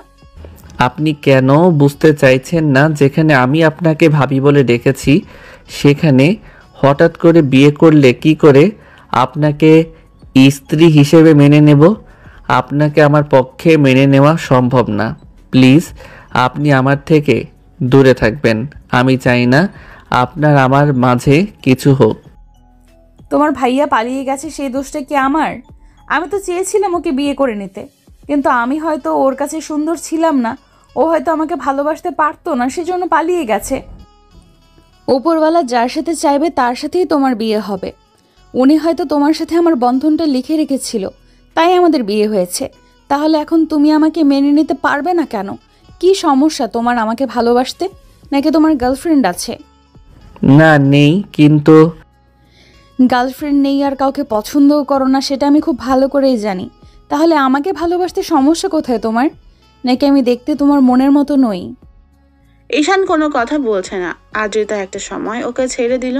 তখন ঈশান ওর চোখের পানি মুছে দিয়ে বলল, প্লিজ আপনি কাঁদবেন না। আপনার চোখের পানিটা মানায় না, এই কাজল কালো চোখে না একদম পানি মানায় না। তুমিই তো কাঁদাচ্ছ, একটু আদর করলেই তো হয়, আর আমাকে মেনে নিলেই তো পারো। আচ্ছা, তুমি যদি বিয়েটা নাই করবে আর আমাকে মেনে নাই নিবে, তাহলে বিয়ের আগে আমাকে বলতে পারতে, আমি বিয়েতে বারণ করে দিতাম। বিয়েটা করে এখন তুমি আমাকে এইভাবে ইগনোর করছো। ঈশান চুপ করে আছে। এবার আদ্রিতা কান্নার মাঝেও একটু হাসার চেষ্টা করে বলল, আমি অত শত কিছু বুঝি না। তুমি আমাকে আদর করবে, না হলে কিন্তু আমি জোর করে সবটা নিয়ে নিব। তখন তুমি আমাকে আটকাতেও পারবে না। মানে আপনি জোর করে আমার সাথে ইয়ে করবেন নাকি? দরকার হলে তাই করব। তুমি আমার স্বামী, তোমার সাথে এসব করার পারমিট আমার আছে। এখন ভালোই ভালোই আমাকে নিজের ইচ্ছাতে আদর করবে, নাকি আমাকে কোনো ব্যবস্থা নিতে হবে? হুম। আমি কিন্তু চিৎকার করব। তো করো, কে বারণ করেছে? বাসর রাতে যেখানে বউ চিৎকার করে, সেখানে যদি স্বামী চিৎকার করে, তাহলে বিষয়টা কি হবে ভেবেছো? এখন আসো, কাছে আসো, আদর করো। না না না, এ হতে পারে না। ছেড়ে দে শয়তান। তুই আমার দেহ পাবি কিন্তু মন পাবি না। আপাতত দেহটাই নেই, পরে মনটা এমনিতেই দিয়ে দিবে। শোনো জান, এসব ডায়লগ দিয়ে কোনো লাভ হবে না। একবার আমার ভালোবাসায় তোমাকে জড়িয়ে নিলে ঠিকই পরবর্তীতে তুমি আমার কাছে আসবে। আমি সেটা জানি, কারণ আমার মাঝে কোনো কিছুর কমতি নেই, যার জন্য তুমি আমার মায়ায় পড়বে না। তুমি বিয়ের আগে ঠিকই তো বলতে যে তোমার ভাইয়ার সাথে আমার বিয়েটা ঠিক না হলে তুমি আমার সাথে প্রেম করতে, আমাকে বিয়ে করতে। তাহলে এখন তো আমাদের বিয়ে হয়েছে, এখন কেন আমাকে ভালোবাসতে পারবে না বলো? ঈশান চুপ করে আছে। তখন আদ্রিতা ওর একটা হাত ধরে টানতে টানতে নিয়ে গিয়ে বিছানায় ধাক্কা মেরে ফেলে দিল। তারপর ঈশানের দিকে ঝুঁকে যখনই ওর ঠোঁটের সাথে ঠোঁট মেলাতে যাবে, তখনই ঈশান আবারও চোখ জোড়া বন্ধ করে নিল। আর তারপর যেটা হলো সেটা না হয় ওদের মাঝেই থাক। পরদিন সকালে ঈশানের ঘুম ভাঙলে খেয়াল করলো ওর বুকের উপর একটা পরী শুয়ে আছে। আদ্রিতাকে এতটাই মায়াবী লাগছে, যার জন্য ঈশানের মনে হচ্ছে ওর ঘরে একটা পরী ভুল করে আকাশ থেকে নেমে এসেছে। আদ্রিতার এলোমেলো চুলগুলো মুখে এসে পড়াতে একদম বাচ্চাদের মতো লাগছে। কি সুন্দর নিষ্পাপ মুখ। ঈশান কিছুক্ষণ ওর মুখের দিকে তাকিয়ে রইল। তারপর বুঝতে পারলো ওদের শরীরে একটা চাদর ছাড়া আর কিছু নেই। ঈশানের বেশ লজ্জা লাগছিল। কালকে রাতের কথাগুলো ভাবতেই ও এক নয়নে আদ্রিতার দিকে তাকিয়ে আছে। হঠাৎ করেই ও বলল, এই পিচ্চি বর, কি দেখো এইভাবে? তোমাকে? না না না, মানে আপনাকে। তুমি তাই তো ঠিক ছিল, তোমার মুখ থেকে তুমি ডাকটাই ভালো লাগছিল জান। আর বিয়ের আগে তো কখনো আপনি করে বলনি, তখন তো তুমি করেই বলতে। তাহলে এখন আপনি করে বলছো কেন? না মানে আসলে ভাবি। ঈশান কথাটা বলতেই আদ্রিতা রাগী চোখে ওর দিকে তাকালো। মনে হচ্ছিল চোখ দিয়ে ওকে গিলে খাবে। ঈশান ভয়ে চুপসে গেল। তখন আদ্রিতা মুচকি একটা হাসি দিয়ে ওর কপালে একটা কিস করে তারপর আবারও ওকে জড়িয়ে ধরে বলল, কালকে রাতে তো ঠিকই আমাকে আদর করেছে, আর এখন মুখে বলছো আমাকে মেনে নিতে পারবে না। কই আদর করলাম? সবটা তো আপনিই করলেন জোর করে। হ্যাঁ, সবটা জোর করেই করেছি, কিন্তু পরে যে রেসপন্স করলে সেটা তোমার দাদু এসে করেছিল, তাই না? হ্যাঁ, ওই দাদুকে বিয়েটা করলেও আমি বেঁচে যেতাম, আপনাকে বিয়ে করতে হতো না। কি বললে? রাতে আমাকে এত আদর করার পরও এখন তোমার মুখ দিয়ে এইসব কথা বের হচ্ছে? তখন তো ঠিকই আমাকে পুরো আদর করে একদম। ছি ছি, এসব কথা কেউ বলে? আপনার কি লজ্জা শরম বলতে কিছু নেই? সবার সামনে কী সব বলছেন? সত্যটা বলতে আবার লজ্জা কিসে? আর তুমি তো আমার স্বামী, তোমার সাথে আমার এইসব হতেই পারে, এগুলো তো স্বাভাবিক বিষয়। আর এখন থেকে তো রোজই হবে। আমার কিন্তু কোনো দিনই মিস দিলে হবে না, প্রত্যেক দিন আমার আদর চাই। না না, আমি পারবো না, আমার দ্বারা এগুলো সম্ভব না। তাহলে কালকে রাতে কিভাবে সম্ভব হয়েছিল? আর তুমি কি দুর্বল নাকি ভীতু যে পারবে না? কি এত বড় অপমান? আমি দুর্বল? আরেকবার হোক, তখন দেখিয়ে দেব কে দুর্বল। তার মানে তুমি চাও আমাদের মাঝে ওইসব আরও হোক? তাহলে তো এখনই করতে পারি, তাই না? সি সি সি, আপনার মুখে কি কিছু আটকায় না? চলো না আরেকটা রাউন্ড হয়ে যাক। আপনি কি পাগল নাকি আপনার মাথা খারাপ? এসব উল্টাপাল্টা কথা না বলে এখন আমাকে ছাড়ুন আর যান গোসল করে আসেন। এইভাবে জান বললে কি ছেড়ে দিতে পারি বলো পিচ্চি বর? আমি আপনাকে যান বলিনি, যেতে বলেছি। আল্লাহ, আপনি তো আমাকে পাগল করে দিবেন দেখছি। পাগল আমি তোমাকে করব নাকি তুমি আমাকে করে ফেলেছো? আর কালকে রাত্রে যেইভাবে আদর করেছো না, মনে হচ্ছে তুমি আগেও কাউকে আদর করেছো। এই সত্যি করে বলো তো, তোমার বিয়ের আগে কারোর সাথে কিছু হয়নি তো? আপনি আমাকে যেমন ভাবছেন আমি তেমন ছেলে না। তাছাড়া আমি ভেবেছিলাম বিয়ের পর বউকেই ভালোবাসবো, তাই কারোর সাথে এসব করার চান্সই নেইনি। তাহলে এখন আমার সাথে করতে সমস্যা কি? এই তো বললে যে বিয়ের পর বউকে ভালোবাসবে, তাহলে এখন আমাকে ভালোবাসতে সমস্যা কিসের? জানি না, আপনি এখান থেকে যান তো, আর গোসল করে আসেন, আর আমাকেও উঠতে দেন। সেটা তো একসাথেও করতে পারি। নিজের দিকে খেয়াল করে দেখেছেন? রাত্রে তো গায়ে কিছুই রাখেননি, সব খুলে ফেলেছেন। এখন যাব কি করে? দেখলে তো আমিই দেখব, অন্য কেউ তো দেখবে না। তাহলে এত লজ্জার কি আছে? ভারী লুচি মেয়ে তো আপনি, কী সব কথা বলেন? আপনার কি একটু লজ্জা শরম নেই, নাকি সবটা বাজারে বিক্রি করে দিয়েছেন? স্বামীর কাছে লজ্জা শরমের কি আছে? হুম হুম। এর মধ্যে আম্মু এসে ওদের ডেকে গেল। তখন আদ্রিতা বলল একটু পরে যাবে। এখন যান, উঠেন আর আমাকে ছাড়েন। তাহলে আমার গুড মর্নিং কিসটা কে দেবে শুনি? গুড মর্নিং কিস মানে? জীবনে প্রথম শুনলাম এমন কিছু। গুড মর্নিং কিস বলতে কিছু হয় নাকি? হয় না, কিন্তু এখন থেকে হবে। তুমি প্রতিদিন সকালে আমাকে রোজ একটা করে কিস করবে, আর দেরি না করে কিসটা করে ফেলো জান। আমি পারবো না। ওকে, আমি নিয়ে নিচ্ছি। আদ্রিতা কথাটা বলেই ওদের 4 ঠোঁট এক করে দিল। তারপর 5 মিনিট পর ঈশানকে ছেড়ে দিয়ে হাসতে হাসতে চলে গেল। বিয়ের পর থেকে ঈশান খেয়াল করলো আদ্রিতা ওর প্রতি প্রচুর কেয়ারিং। সবসময় ওকে নিয়ে সর্বোচ্চ দিয়ে ভালোবাসার চেষ্টা করে। কিন্তু ঈশান কেন ওকে ভালোবাসতে পারছেন না জানে না। একটা মাস কেটে গেছে, এর মাঝে ঈশান ভালোবেসে ওর কাছে না গেলেও আদ্রিতা নিজে থেকেই প্রত্যেকদিন রাতে ঈশানের বুকে মাথা রেখে ঘুমিয়েছে, ওকে আদর করেছে। ওর এতটা কেয়ারিং দেখে ঈশান বুঝতে পারছে আদ্রিতা ওকে অনেক বেশি ভালোবাসে। কিন্তু ঈশান কেন ওকে ভালোবাসতে পারছে না?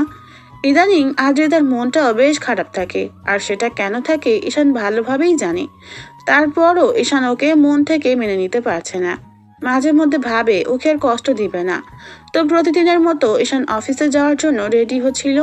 এর মাঝে আদ্রিতা এসে ওর আশেপাশে ঘুরঘুর করতে লাগলো। তখন ও বলল, আপনি কিছু বলবেন? না, কিছু বলবো না। আচ্ছা একটা কথা বলো তো, তুমি এখনো আমাকে আপনি করে বলো কেন? এখন তো আমাদের বিয়ে হয়েছে, আর তুমি আমার বর। তাহলে বউকে কেউ আপনি করে বলে? কেউ বলে কি না জানি না, তবে আপনি আমার থেকে সিনিয়র, ওই জন্য আমি আপনি করে বলি। প্লিজ এখন থেকে আর আপনি করে বলো না। আপনি করে বললে কেমন পর পর মনে হয়। প্লিজ পিচ্চি বর, এখন থেকে আমাকে তুমি করে বলো। ঈশান আদ্রিতার দিকে তাকালো। ও অসহায়ভাবে ঈশানের দিকে তাকিয়ে আছে। কেন জানি ঈশানের হতাশ করছে ইচ্ছা হলো না, তাই বলল, আচ্ছা ঠিক আছে, এখন থেকে চেষ্টা করব। ঈশান টাই বাঁধার চেষ্টা করছে কিন্তু পারছে না। তাই আদ্রিতা এসে ওর হাত থেকে টাই নিয়ে প্রতিদিনের মতো ওর পায়ের উপর দাঁড়িয়ে তারপর টাইটা বাঁধার চেষ্টা করলো, কিন্তু পারছে না। তখন আদ্রিতা ঈশানের হাতগুলো ওর কোমরে রাখতেই ঈশান ওর দিকে ফ্যাল ফ্যাল করে তাকিয়ে রইল। আদ্রিতার টাইটা বাঁধা হয়ে গেলে খেয়াল করলো ঈশান ওর দিকে ট্যাপ ট্যাপ করে তাকিয়ে আছে। তখনও বলতে লাগলো, এই দুষ্ট এমন করে তাকিয়ে কি দেখো তুমি? না মানে আসলে আমি... যেখানে তুমি আমার দিকে ড্যাব ড্যাব করে তাকিয়ে আছো, তাতে লজ্জা পাওয়ার কথা আমার, সেখানে তুমি এমন করে লজ্জা পাচ্ছ কেন পিচ্চি বর? কই না তো, লজ্জা পাচ্ছি না। আচ্ছা শুনুন, আমার দেরি হয়ে যাচ্ছে, আমি অফিসে যাচ্ছি। যাচ্ছ যাও, কিন্তু যাবার আগে আমার পাওনাটা দিয়ে যাও। আর যদি না করো তাহলে অফিসে যাওয়ার পর কিন্তু বারবার জ্বালাতে থাকবো, কাজ করতে দেব না একটুও। আমার কাছে আবার আপনার কিসের পাওনা? ন্যাকা, কিছুই বোঝে না। আমার কিসটা কে দিয়ে যাবে? জলদি আমাকে একটা কিস করো, না হলে কিন্তু আমি এখন সত্যিই কান্না করব আর আব্বু আম্মুকে বলবো তুমি আমার সাথে রাগারাগি করেছো। এই টর্চারটা আর কতদিন চলবে বলো তো, যার জন্য আমাকে আব্বু আম্মুর কাছে কথা শুনতে হবে? যতদিন আমাকে মন থেকে মেনে না নিবে, ভালোবেসে নিজের করে মেনে না নিতে পারবে, ততদিন অবধি। আর বাকি আছে কি? এমন কোনো সম্পর্ক নেই যেটা আমাদের মাঝে হয়নি। আর তুমি কি বা বাকি রেখেছো? ওইটা তো আমার ইচ্ছেতে হয়েছে, কিন্তু তোমার ইচ্ছেতে নয়। তুমি ভালোবেসে কখনো আমার কাছে আসোনি, সবসময় জোরপূর্বক আমাকে তোমার কাছে আসতে হয়েছে, জোর করে তোমার আদরটা নিতে হয়েছে। এমনকি তোমার বুকে মাথা দিয়ে ঘুমাই, এতে তুমি যে অস্বস্তি ফিল করো আমি সেটা বুঝতে পারি। আমি কিন্তু একটাবারও প্রকাশ করিনি যে তুমি আমার বুকে মাথা রাখলে আমার অস্বস্তি ফিল হয় কিংবা আমার খারাপ লাগে। তুমি নিজে নিজেই এরকম উল্টাপাল্টা ভাবছো। ও, তার মানে তুমি চাও আমি তোমার বুকে মাথা রাখি, তাই তো? আচ্ছা ঠিক আছে, এবার থেকে তুমি না চাইলেও আমি তোমার বারণ শুনবো না। আচ্ছা, এখন কথা না বাড়িয়ে আমার পাওনাটা দিয়ে তারপর লক্ষ্মী ছেলের মতো অফিসে চলে যাও, আর গিয়ে আমাকে একটা ফোন দিবে, কেমন?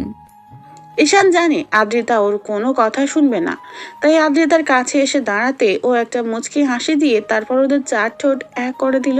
ঈশান রেসপন্স না করলেও আদ্রিতা নিজেই সবটা করলো। 2 মিনিট পর ঈশানকে ছেড়ে দিল আর বলল, জানি না এভাবে আর কতদিন একা একা কিস করতে হবে, তবে তোমার নিজের ইচ্ছেতে স্পর্শটা পাবো। কবে তোমার নিজের ইচ্ছেতে স্পর্শটা পাবো? নিজে যেদিন আমাকে ভালোবাসবে সেদিন আমি পরিপূর্ণ হয়ে যাব। আদ্রিতার কথায় ঈশান মুচকি একটা হাসি দিয়ে চলে গেল। তখনও বলল, পিচ্চিবর অফিসে পৌঁছে একটা ফোন করে দিবা, না হলে কিন্তু আমি টেনশনে থাকবো, জানটা। ঈশান মাথা নেড়ে হ্যাঁ সূচক উত্তর দিয়ে বেরিয়ে গেল। তারপর অফিসে পৌঁছে আদ্রিতাকে কল করলো। তখনও কথা বলতে লাগলো। কি ব্যাপার, আজকে দেখি স্যার একা একাই ফোন করলো আমাকে, ঘটনা কি? বউকে আবার ভালোবেসে ফেললো না তো আমার পিচ্চি বরটা? কেন, ফোন দিয়ে কি অনেক বেশি অন্যায় করে ফেলেছি? আচ্ছা ঠিক আছে, এরপর থেকে আর দিব না। এই না, আমি কি তা বলেছি নাকি? আমি তো চাই তুমি আমাকে ফোন দাও। আচ্ছা, তুমি পৌঁছেছো তো? পৌঁছেছি। আর শুনুন, আজকে একটু কাজের চাপ বেশি আছে, তাই দুপুরে ফোন নাও দিতে পারি। আর বাসায় লাঞ্চের জন্য হয়তো যাওয়া হবে না। আপনি আব্বু আম্মুকে সাথে খেয়ে নিয়েন, কেমন? হুম, তুমি যতক্ষণ পর্যন্ত না আমাকে ফোন দিয়ে বলবে তুমি খেয়েছো, ততক্ষণ অবধি আমি না খেয়ে থাকবো। এত পাগলামি করেন কেন? আমি তো আপনাকে ভালোবাসি না জানেন, তারপরও এত কেয়ারিং কেন দেখান? এখন বাসো না, কিন্তু বাসতে কতক্ষণ? আচ্ছা আমি রাখছি। শোনো জানটা, আমি তোমার ফোনের আশায় থাকবো। যতক্ষণ অবধি তুমি ফোন না করবে ততক্ষণ আমি কিন্তু না খেয়ে থাকবো। আদ্রিতা ফোনটা রেখে দিলে ঈশান কাজ করার মনোযোগ দিল। ঈশান জানে না এই মেয়েটার মাঝে কি এমন আছে যার জন্য মনে হচ্ছে ওর মায়াতে ঈশান আটকে পড়েছে। তারপরও কেন ওকে মেনে নিতে পারে না সেটা ওর জানা নেই। তো লাঞ্চ টাইম হলো, তারপরও ঈশান বাসায় আসছিল না, আর আদ্রিতাকে ফোনও দিচ্ছিল না। তাই আদ্রিতা ওর নাম্বারে কয়েকবার কল দিল, কিন্তু নাম্বারটা অফ দেখাচ্ছে, যার জন্য আদ্রিতার বেশ টেনশন হতে লাগলো। ও নিজে নিজেই বলতে লাগলো, কি ব্যাপার, ওর নাম্বার বন্ধ কেন? তাহলে কি কোনো সমস্যা হলো নাকি? না আমি কল করব বলে অফ করে রেখেছে। আদ্রিতা 1 ঘন্টা যাবৎ ঈশানকে বারবার কল করে যাচ্ছে, কিন্তু ঈশানের নাম্বারটা বন্ধ দেখাচ্ছে। তাই ওর প্রচন্ড পরিমাণে টেনশন হচ্ছে। ভয়ে আদ্রিতার কলিজা শুকিয়ে গেছে, কারণ ওই পিচ্চিটাকে বড্ড বেশি ভালোবেসে ফেলেছে। 3 বার কবুল বলার পর থেকে ঈশানকে নিজের দুনিয়া ভেবে নিয়েছে, আর আজকে তার সাথে কথা বলতেও পারছে না। এমনিতেই ঈশান আদ্রিতাকে ভালোবাসে না বলে সব সময় ওর খারাপ লাগে, তার উপর আজকে ওর ফোনটাও বন্ধ দেখাচ্ছে। মামুনি, কি হয়েছে? তোমার চোখে পানি কেন? না আম্মু, তেমন কিছু হয়নি, হয়তো চোখে কিছু পড়েছে। আমার থেকে এখনো সবটা লুকিয়ে যাওয়ার চেষ্টা করবে?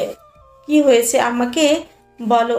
সমস্যাটা গুরুতর হওয়ার আগেই আমাকে বলো কি হয়েছে। আমি বুঝতেই পারছি ঈশানের সাথে হয়তো তোমার কিছু হয়েছে। আম্মুর কথাতে আদ্রিতা তাড়াহুড়ো করে উঠেই আম্মুকে জড়িয়ে ধরে কান্না করে দিল। তখন আম্মু ওর মাথায় হাত রেখে বলল, মাউনি কি হয়েছে আমাকে বলো। ইস, তোমার সাথে রাগারাগি করেছে, বকা দিয়েছে তোমাকে? বলো, আমি ওকে বকে দিব, তারপর কান্না করো না। আম্মু, তোমার ছেলের ফোনটা বন্ধ। আমি সেই দুপুর থেকে ওকে কল করে যাচ্ছি, তারপরও ওর নাম্বারটা বন্ধ দেখাচ্ছে। আমি কি করব বুঝতে পারছি না। বারবার ওকে কল করে চলেছি, কিন্তু পাচ্ছি না। আম্মু, আমার খুব ভয় লাগছে। ওর কিছু হয়ে গেল না তো? মাউনি, কিচ্ছু হবে না ঈশানের, তুমি কী সব বলছো? আর ঈশানের নাম্বারটা বন্ধ, তুমি একটাবার আমাকে বলবে না? এই জন্য তুমি মন খারাপ করে বসে আছো? হয়তো কোথাও গিয়েছে, না হলে ফোনের চার্জ শেষ হয়ে গেছে, তার জন্য ফোনটা তুলছে না। সেই জন্য তুমি মন খারাপ করে বসে থেকো না। একটাবার তুমি এই বিষয়টা আমাদের বলতে পারতে, না হলে অফিসে ফোন করে জানতে পারতে কি জেনেছিল, কি অফিসে ফোন করে। আদ্রিতা আর কিছু বলতে যাবে তার আগেই বাসার সদর দরজার কলিং বেলটা বাজতে লাগলো। বেলটা বাজতেই আদ্রিতা আর বসে থাকতে পারলো না।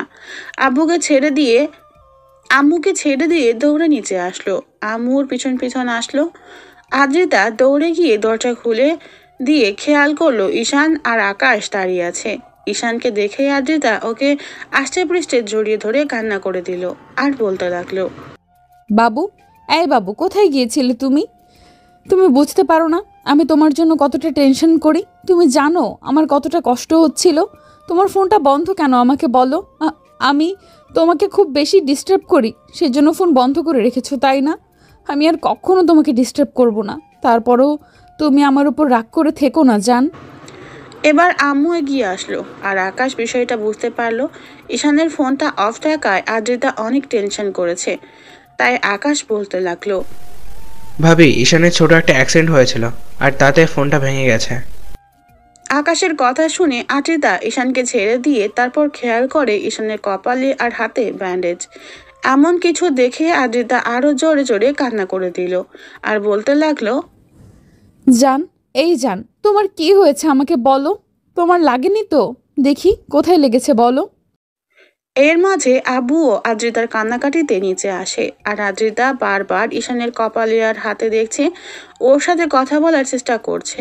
তারপরও ঈশান কথা বলছে না, শুধু আদ্রিতার পাগলামি দেখছে। এবার আব্বু বলতে লাগলো, কি হয়েছে তোর? হাতে কপালে ব্যান্ডেজ কেন? আকাশ বলছে তোর অ্যাক্সিডেন্ট হয়েছে, তোর লাগেনি তো? তুই ঠিক আছিস তো? আব্বু আম্মু, আমি ঠিক আছি। সামান্য একটু লেগেছে, এমন তেমন কিছু হয়নি। রিক্সার সাথে একটা গাড়ির ধাক্কা লেগেছে। ট্রাফিক সিগন্যালে ছিলাম, ওই অবস্থাতে গাড়িটা এসে ধাক্কা দিয়েছিল, তাই তেমন কোনো ক্ষতি হয়নি। তোমরা টেনশন করো না তো, আমার কিছু হয়নি। আর ফোনটা হাতে ছিল, পড়ে ভেঙে গেছে, তাই অফ, ওই জন্য কথা বলতে পারিনি। সব ঠিক আছে, এখন তোর পাগলি বউটাকে একটু সামলা। সেই দুপুর থেকে মন খারাপ করে বসে আছে আর সন্ধ্যা থেকে কান্নাই করে যাচ্ছে, কিছুতেই থামাতে পারলাম না। দেখ, পাগল হয়ে আছে একদম কেমন। আম্মু বলা শেষে ঈশান আদ্রিতার দিকে তাকালো। কান্না করে মেয়েটার চেহারাটাকে পুরো লাল করে ফেলেছে। ঈশান ওকে শান্ত করতে চোখের পানিগুলো মুছে দিল আর বলল, দেখো, আমার কিছু হয়নি, পাগলামি করো না, আমি ঠিক আছি। আমার কিচ্ছু হয়নি তো, ফোনটা অফ ছিল তাই কল করতে পারিনি। আমারই ভুল হয়েছে। আমি যদি ফোন করে একটাবার জানতাম, আসলে একটু হসপিটালে যেতে হয়েছিল, ওই জন্যই জানাতে পারিনি। প্লিজ কান্নাকাটি করো না। বাবু, এই বাবু, তোমার অনেক লেগেছে তাই না? কোথায় লেগেছে আমাকে বলো, আমাকে বলো। আরে বাবা, আমার তেমন কিছু হয়নি, দেখো। আদ্রিতা তারপরও নিজেকে শান্ত করতে পারছে না, বারবার ঈশানের সাথে কথা বলার চেষ্টা করছে। এবার আম্মু ঈশানকে ইশারায় আদ্রিতাকে শান্ত করতে বললে ঈশান উপায় না পেয়ে পাগলিটাকে শক্ত করে জড়িয়ে ধরে বলল, আরে কিচ্ছু হয়নি আমার, একটু শান্ত হও। দেখো, সব ঠিক আছে। দেখো, তুমি যদি এভাবে পাগলামি করো তাহলে কি করে বুঝবে আমার কিছু হয়নি? তোমার এতখানি লেগেছে, এতগুলো ব্যান্ডেজ করা, আর তুমি বলছো তোমার কিচ্ছু হয়নি। তুমি মিথ্যা বলছো তাই না জান? কি হয়েছে আমাকে বলো, আমি সব ঠিক করে দেব। দেখো, আমি আর কখনো তোমাকে দূরে সরে যেতে দেব না। একটা বার আমার সাথে কথা বলো। আরে বাবা, তাহলে আমি কার সাথে কথা বলছি? একটু শান্ত হও, আর তুমি দেখো সব ঠিক আছে। ঈশান বারবার চেষ্টা করেও যখন আদ্রিতাকে বোঝাতে পারলো না, তখন আর উপায় না পেয়ে জোর করে ওকে ছাড়িয়ে নিয়ে তারপর হঠাৎ করেই ওকে কোলে তুলে নিল। ঈশানের এমন কাজে আব্বু আম্মু মুচকি মুচকি হাসতে লাগলো, আর আদ্রিতার কান্নাটা আপনা আপনি থেমে গেল। তারপরও ড্যাপট্যাপ করে ঈশানের দিকে তাকিয়ে থাকলো। ঈশান আর কথা না বাড়িয়ে রুমের দিকে যেতে লাগলো, যেখানে আবার সেখানে আবার আদ্রিতাকে কোলে নিয়ে হাঁটছে ঈশান। পাগলিটাকে নিয়ে রুমে গিয়ে ওকে বিছানায় বসিয়ে দিয়ে তারপর ওর পায়ের কাছে হাঁটু গেড়ে বসে পড়লো আর বলতে লাগলো, এবার শান্ত হও, আর দেখো আমার কিছু হয়নি। যদি হতো তাহলে তোমাকে কোলে করে এভাবে রুমে আনতে পারতাম? বলো। তোমার এত চোট লেগেছে আর তুমি বলছো কিছুই হয়নি? এই অবস্থায় তুমি আমাকে কোলে তুলে নিয়ে আসলে, তোমার লাগেনি তো কোথাও যান? আরে বললাম তো ঠিক আছি। আচ্ছা, আর একদম কান্না করবা না, আর বসো, আমি ফ্রেশ হয়ে আসছি। আমার খুব খিদে পেয়েছে। আমি খুব ভালোভাবেই জানি তুমি নিশ্চয়ই কিছু খাওনি। তুমি কি করে বুঝলে আমি না খেয়ে আছি? সব কথা মুখে বলে দিতে হয় না, কিছু কথা চেহারাতেও ফুটে ওঠে। তুমি বসো, আমি ফ্রেশ হয়ে আসছি। যেতে পারবে তো? তোমার কষ্ট হবে না তো? কষ্ট হলে এভাবে তোমাকে কোলে নিয়ে আসতে পারতাম। এখানে চুপচাপ এখন এখানে বসে থাকো, আর আমি ওয়াশরুম থেকে বেরিয়ে যেন না দেখি তোমার চোখে পানি, তাহলে কিন্তু আমি অনেক বেশি কষ্ট পাবো। এই না, আমি আর কান্না করব না, প্লিজ তুমি কষ্ট পেও না। ঈশান মুচকি হেসে ওয়াশরুমে চলে গেল। তারপর ফ্রেশ হয়ে বাইরে আসতেই খেয়াল করলো আব্বু আম্মু আর আকাশ দাঁড়িয়ে আছে, আর আম্মু ওদের খাবারটা রুমে নিয়ে আসছে। ঈশান এসে কোনো রকমে বিছানায় বসলো, কিন্তু বসতে গিয়েই একটু ব্যথায় কোকিয়ে উঠলো। সাথে সাথে আদ্রিতা কান্না করে দিয়ে বলতে লাগলো, দেখলে তো, আমি বলেছিলাম না তোমার লেগেছে, আর তুমি বলছো লাগেনি। সব সময় খালি বেশি বলছো, আমার কথা একটুও শোনো না তুমি। আরে বাবা, এখানে কান্নাকাটি করার কি হয়েছে? আম্মু, তুমি আমাকে খাইয়ে দাও তো, আমার খুব খিদে পেয়েছে। আর তোমার বৌমা তো মনে হয় তো দুপুর থেকে কিছুই খায়নি, এমনিতেই কেমন রোগা শরীর, তার উপর যদি না খেয়ে থাকে তাহলে কোন সময় অসুস্থ হয়ে যাবে ঠিক নেই। আমি কাউকে খাইয়ে দিতে পারবো না বৌমা। তোমার বরটাকে তুমি খাইয়ে দাও, আর আব্বু তোমার বউটাকে তুমি খাইয়ে দাও। মানে? এতে এতে লজ্জা পাওয়ার কি আছে? শোনো, স্বামী স্ত্রী দুজন দুজনকে খাইয়ে দিলে এতে দুজনের মাঝে ভালোবাসাটা আরো বাড়বে। লজ্জার কিছু নেই। আচ্ছা শাইলা, চলো আমরা যাই। আর হ্যাঁ রে আকাশ, ডাক্তার ডাকতে হবে কি? আর ঠিক আছে তো ছেলেটা? আঙ্কেল, কিছু করতে হবে না, আমি হসপিটালে গিয়ে সব টেস্ট করিয়ে নিয়েছি। কোথায় কি হয়েছে আমি সবটা জানি, কিছু করতে হবে না। কিছু হয়নি, সামনে একটু ধাক্কা লেগেছিল, তাই হাতটা কিছুটা ছিলে গেছিল, আর মাথায় একটু লেগেছে। আর ভাবি, আপনি টেনশন করবেন না তো। আর শুনুন, এখন থেকে এই গাধাটাকে চোখে চোখে রাখবেন, কেমন? একবার সুস্থ হতে দাও, আমি বাসা থেকে বেরই হতে দেব না। ওর জন্যই আজকে এমনটা হয়েছে। আমি কতটা টেনশনে ছিলাম, একটা বার বোঝার চেষ্টাই করনি। রাতে বোঝাবো মজা। তোমার মুখে দেখছি কিছুই আটকায় না। ঈশানের কথাতে আদ্রিতা বুঝতে পারলো কি বলে ফেলেছে, তাই লজ্জা পেয়ে জিহ্বায় কামড় দিল। তারপর আব্বু আম্মুর দিকে তাকাতেই দেখলো ওরা মুচকি মুচকি হাসছে। আদ্রিতা এবার লজ্জায় শেষ হয়ে যাচ্ছিল, তাই কি করবে ভেবে না পেয়ে ঈশানের বুকে মুখ লুকালো। এবার আব্বু আম্মুর আদ্রিতার এমন কাজে ঈশান খানিকটা লজ্জা পেলেও কিছু বলতে পারছিল না। তখন আব্বু ওকে ইশারায় আদ্রিতাকে থামাতে বলে সবাই চলে গেল। ঈশান আদ্রিতার মাথায় আলতো করে হাত বুলিয়ে দিয়ে বলতে লাগলো, এবার কান্না থামাও, আর দেখি আমি তোমাকে খাইয়ে দিচ্ছি, কেমন? আদ্রিতা ঈশানকে ছাড়ছিল না, তাই ঈশান ওকে জোর করে ছাড়িয়ে নিয়ে তারপর নিজ হাতে খাইয়ে দিতে লাগলো। তখন আদ্রিতাও ওকে খাইয়ে দিল। খাওয়া শেষ হলে আদ্রিতা প্লেটগুলো রাখতে গেল, আর ঈশান কিছু একটা ভাবতে লাগলো। আদ্রিতা ফিরে এসে দেখলো ঈশান ওর ফোন থেকে কারোর সাথে কথা বলছে। তখন আদ্রিতা কিছুক্ষণ ওর দিকে তাকিয়ে রইল। তারপর ঈশানের কথা বলা শেষ হচ্ছিল না বলে ও ব্যালকনিতে গিয়ে দাঁড়ালো আর ভাবতে লাগলো, আমাদের সম্পর্কটা কি কখনো ঠিক হবে না? ঈশান কি আমাকে কখনো ভালোবাসবেও না? আমি জানি আজকে যেটা করছে সবটা আমাকে শান্ত করতে, কোনোটাই মন থেকে নয়। কথাগুলো ভেবে আদ্রিতা দীর্ঘশ্বাস ফেললো।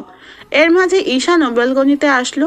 দেখলো আদ্রিতা এক দৃষ্টিতে সামনের দিকে তাকিয়ে আছে আর কি যেন ভাবছে।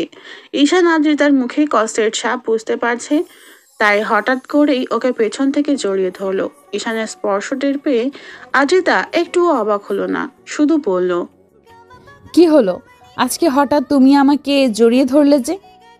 কেন আমি জড়িয়ে ধরাতে তোমার খারাপ লেগেছে? আর এতক্ষণ কে জড়িয়ে ধরেছিল তোমাকে? না, তুমি তো কখনো নিজে থেকে আমাকে জড়িয়ে ধরোনি, তাই একটু অবাক লাগছে। আর আজকে যা করলে সব আমার কান্না থামাতে। কে বললো আমি তোমার কান্না থামাতে জড়িয়ে ধরেছিলাম? শোনো, আজকে যা করলাম সব ভালোবেসে করেছি। আসলে এতদিন তোমাকে ভালোবাসতে পারছিলাম না, কিন্তু আমার ভাবি বউটা আমাকে এত ভালোবাসে যার জন্য তাকে আর ভালো না বেসে থাকতে পারলাম না। তাই ভেবেছি তাকে আর এখন থেকে কষ্ট দিব না। ঈশানের কথা শুনে আদ্রিতা নিজেকে ছাড়িয়ে নিয়ে ওর দিকে ফিরলো। আদ্রিতার চোখে পানি টলমল করছে।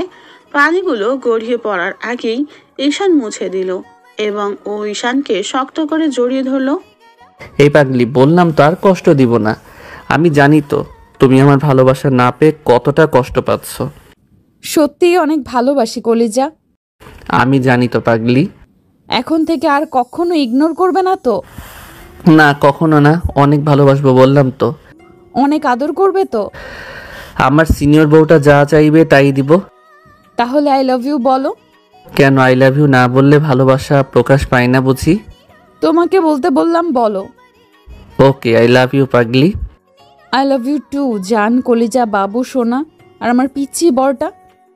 দাঁড়াও, আমাকে বারবার পিচ্ছি বলা? আজকেই তোমাকে পিচ্চির আম্মু বানাবো। আমি কি বারণ করেছি নাকি? তাহলে তো এখন শুরু করতেই পারি, তাই না? শুরু করবে মানে কি শুরু করবে? কি আবার রোমান্স, আদর আর প্রচন্ড ভালোবাসা? ইস ফাজিল পোলা, আমার লজ্জা লাগে না বুঝি? লজ্জাটা ভাঙার ব্যবস্থা করছি, দাঁড়াও। ঈশান কথাটা বলেই দেখছেন কারবারটা এখনো চোখ ফুটাইয়া চাইয়া আছে। সবাই যান, ভাগেন এখন।